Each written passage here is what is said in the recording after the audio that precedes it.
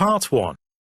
You will hear a survey company representative ringing a person to obtain some information. First, you have some time to look at questions 1 to 5.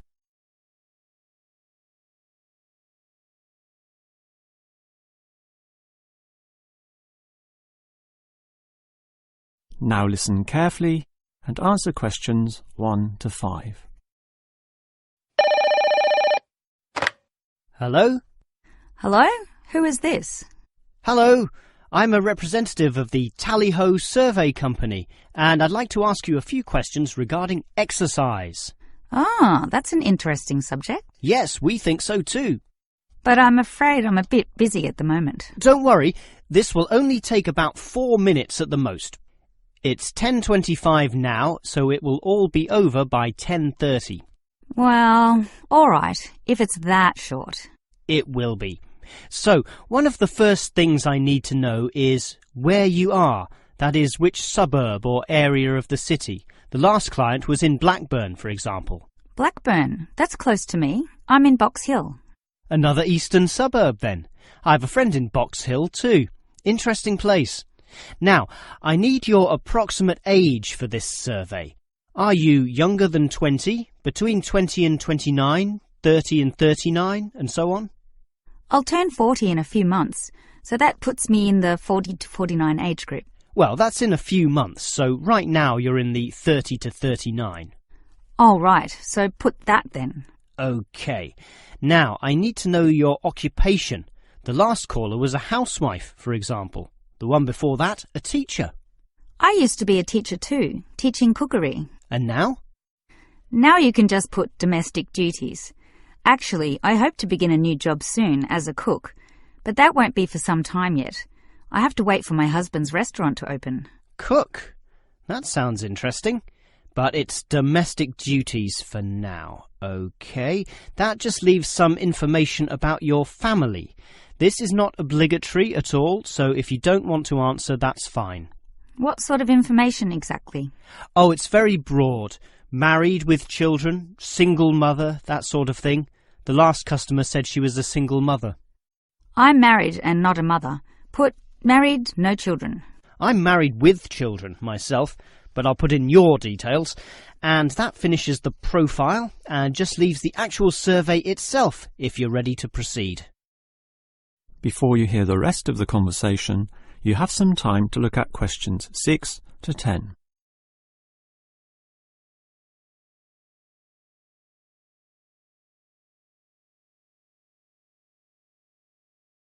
Now listen and answer questions 6 to 10.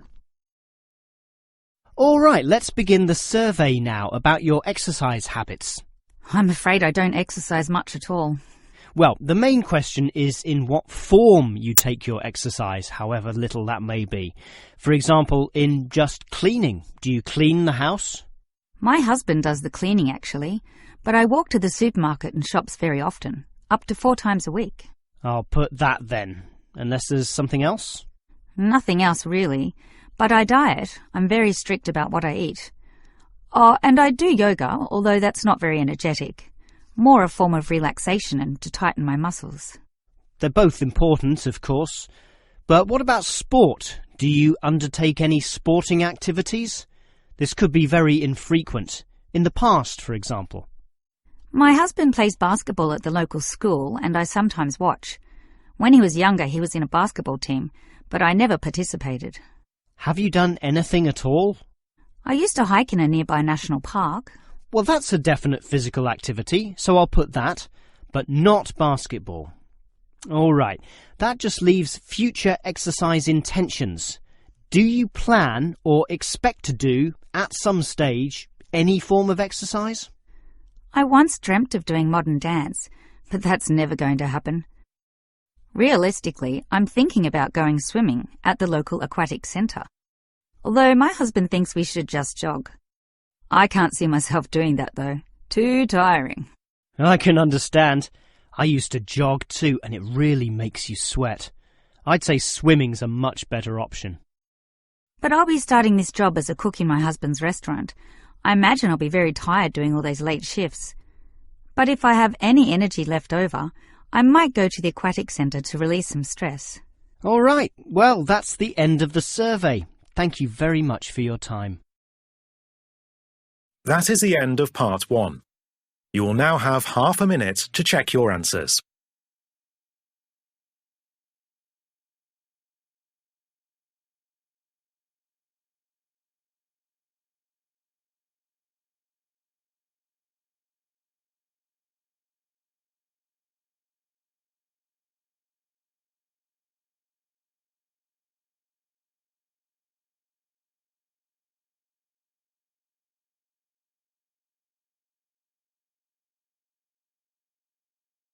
Part 2.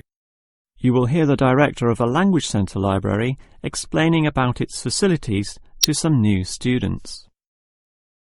First, you have some time to look at questions 11 to 16.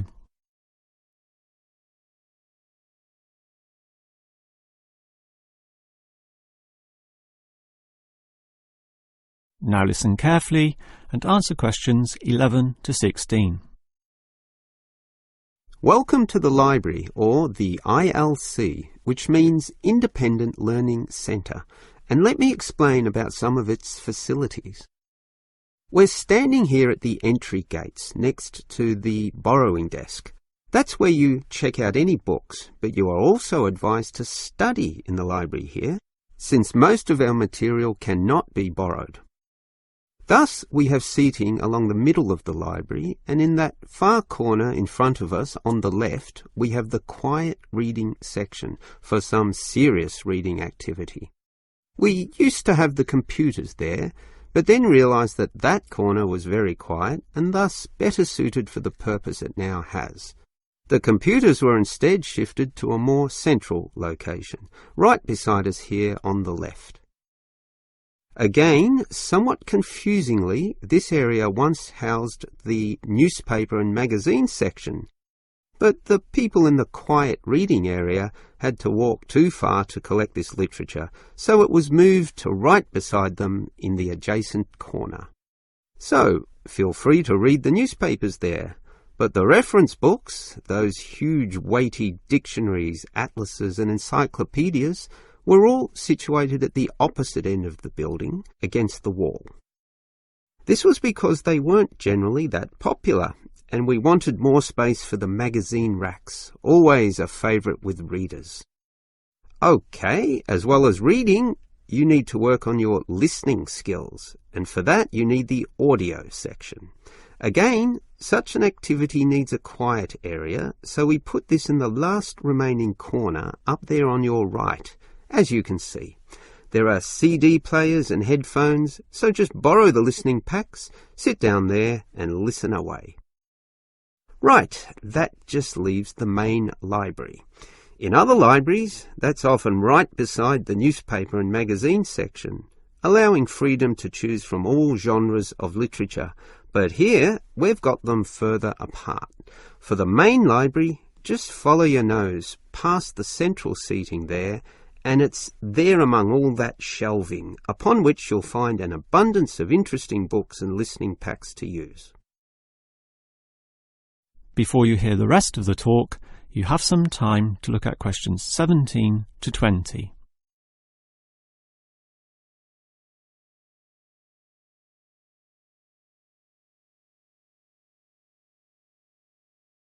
Now listen and answer questions 17 to 20. Now, I'd like to tell you a bit more about an excellent service offered in the ILC here that we call the Special Sessions. What can you do in them?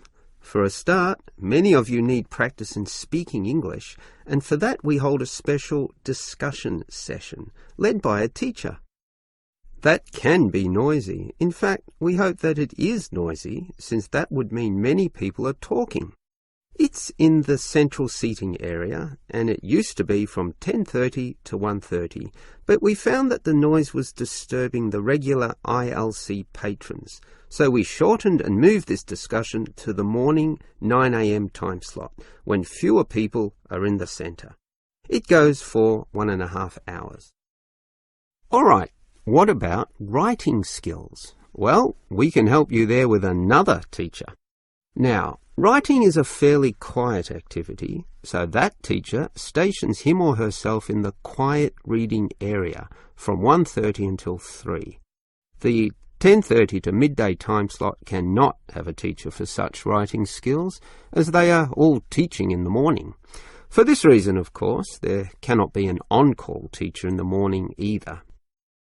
Although many people would like one, particularly the 10:30 to noon crowd, having just finished their early morning class. These students all have to wait until midday onwards, when, for 3 hours, a teacher will be stationed in the audio section, ready to deal with all those questions. Until recently, we had another teacher doing the 3 p.m. to 6 p.m. time slot in the central seating. But all the noise interfered with the late users of the IELTS, so we had to cancel that. Also noisy can be the language exchange, where local students who want to learn your language will help you practice English. This is generally done in pairs, so the noise level is low enough not to need this exchange to run at 9 a.m, but at the more congenial time of 10:30 among the central seating. That must finish by 1:30 though, after which quieter and more individual activities take place.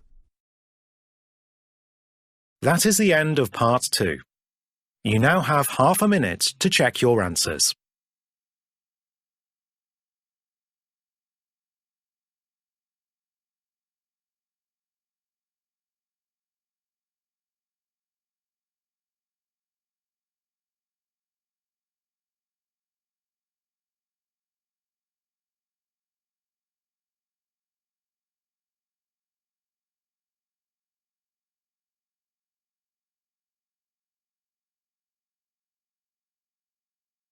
Part 3.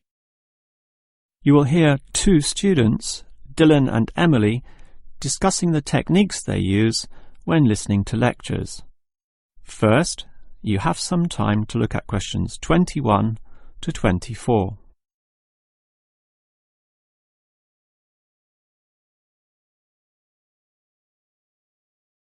Now listen carefully and answer questions 21 to 24. Hi, Emily. What did you think of that lecture? A bit hard to follow, but I have some good lecture listening note-taking strategies which really help, so I can review the lecturer's message later. Lecture listening note-taking strategies? Review it later? That sounds interesting. I must admit, I struggle a bit to take down the gist of what I hear. Look at my notes. Well, I can see a basic problem immediately. You're writing full words, such as century, when all you need is a C.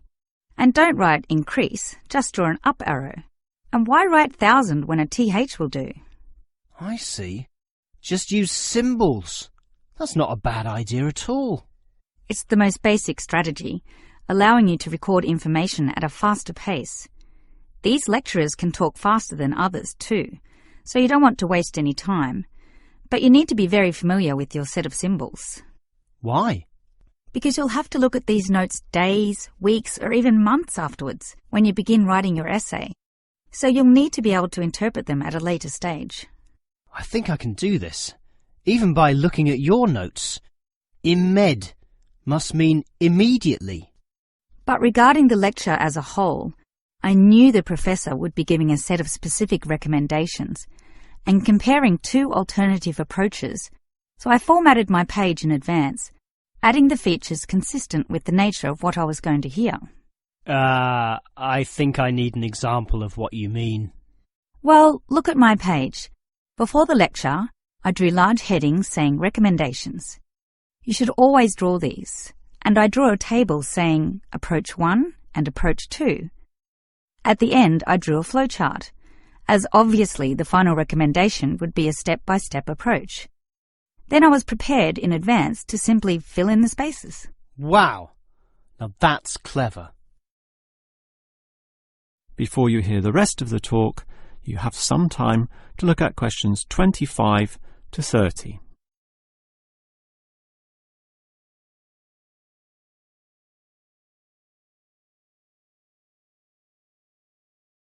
Now listen and answer questions 25 to 30. Your advice about note-taking sounds great, but I still have one question, Emily. How are you able to design your page in advance? I mean, how can you predict the nature of the talk and know which design is likely to work best? It's rather obvious when you think about it. What's your next lecture about? Legal studies. Well, that suggests to me that you'll need a flowchart, since the judicial system has a very logical, do this first, do that second approach, which must be followed in that order. You know, all the processes that happen in the courtroom and the procedures that must take place to ensure complete legality. Sure, that's the way law is, very linear and orderly. But what about culture studies? That's just a mass of comparisons of different cultures. Which tells you that you'll need a table where, in tabular form, you can efficiently write down information. But often the lecture's not that simple. The professor throws in a really complex mix of ideas. Then use a spider graph, like the web a spider makes, where there's a central idea around which you attach all the associated thoughts and ideas and impressions. I see. I think I understand. And that would be very quick too, very efficient. I like that. But what about management theory? How would you approach that? The same as with culture studies. I'd use a network, which is basically the same as a spider graph, linking thoughts, although this time there are directions involved. It is this element that makes it different, the fact that the thoughts go one way and not the other. Okay, has directions. It sounds logical. And what about the other subjects, such as political science? There's no predictable order to that. Well, for that I'd just put my notes in a line, that is, in linear or straight line fashion, and these notes would use symbols, of course, to save time. Okay, that just leaves mass media. For that, I wouldn't have any special design at all. As you say, sometimes it's impossible to predict in what way lecturers will present their information, in which case the best you can do is pre-write headings, but not specific, just general, as in Main 1, Main 2, Sub 1, 2 and 3, and so on. Okay. But always be prepared to adapt to the nature of the talk, using any one of the other methods if it becomes appropriate at the time. That is the end of part 3. You now have half a minute to check your answers.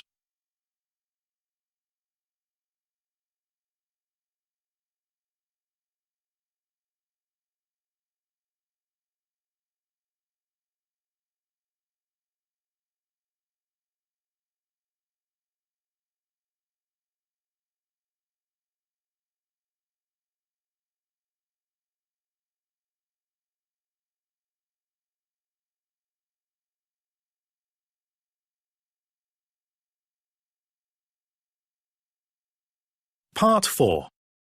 You will hear a lecturer talking about an unusual atomic particle called a neutrino.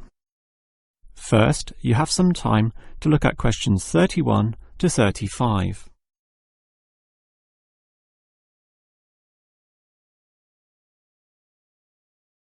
Now listen carefully and answer questions 31 to 35.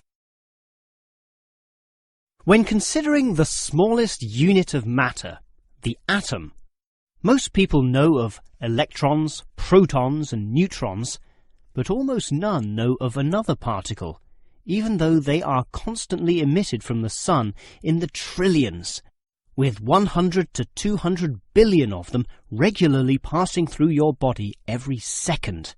To repeat, that's not thousands, not millions, but billions every second. You don't feel them because they are small. In fact, so tiny that we can barely detect their presence at all.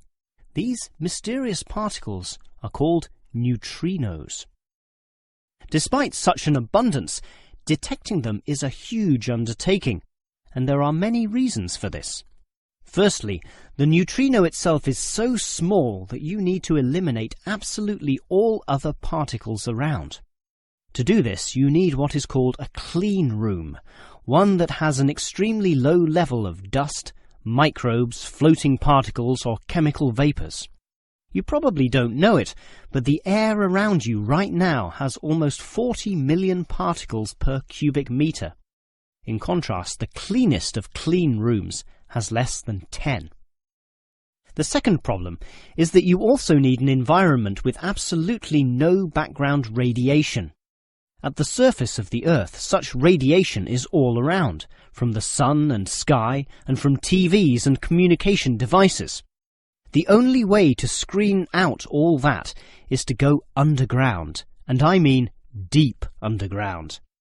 For example, the Sudbury Neutrino Observatory in Canada uses an old nickel mine, one of the deepest in the world, and puts the observatory in its lowest tunnel, more than 2 kilometers below the surface.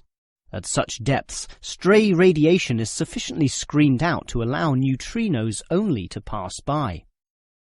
The final problem is that you need an elaborate detection system, and this apparatus is huge, and its installation in this deep underground cavity presents quite a headache.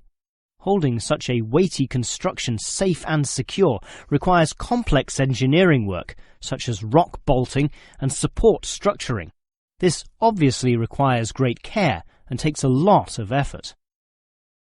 Before you hear the rest of the lecture, you have some time to look at questions 36 to 40.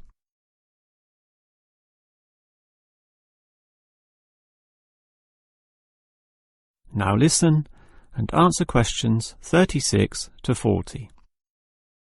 So I've told you about the difficulty in detecting neutrinos. They are tiny, virtually weightless, have no electric charge, and hardly interact with anything at all. Yet we can detect them, and to see how, let's consider the Sudbury installation once again. The detector there consists of a spherical container filled with heavy water. This rests inside another vessel filled with normal water, which helps support the weight of the inner sphere, as well as providing further shielding from any stray radiation. At the edge of this inner sphere are about 10,000 electronic detectors. These are extremely sensitive, able to multiply 100 million times any electric current which occurs. So, as the neutrinos pass through this sphere of water, there is a very, very, very small chance that one of them may hit a water molecule. To increase the likelihood of this, 2 strategies are used. 1. The larger the sphere of water, the better, and the Sudbury tank holds not 10 tons, not 100 tons, but 1,000 tons. 2. The water is special, consisting as it does of heavier molecules. So what happens is this. If the neutrino hits the water molecule, the neutrino is absorbed, but the molecule itself splits apart, producing a tiny electric current. It is this which is detected and analyzed, giving key information about the neutrino. The final question is, why do we care about these elusive particles? Well, just think. They can pass right through the core of our sun at the speed of light without being affected or losing strength. No other form of radiation can do that, meaning that the knowledge we get about neutrinos can help us to control them. With this ability, we can probe the center of our Earth, the inner layers of our sun, and the outer limits of our solar system. And that makes it all worth the effort. That is the end of part 4. You now have half a minute to check your answers.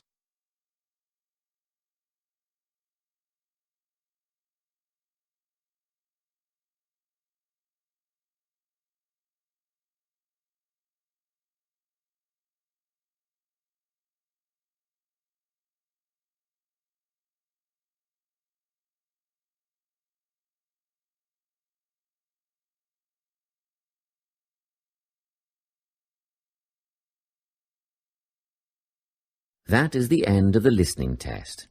You now have 10 minutes to transfer your answers to the listening answer sheet.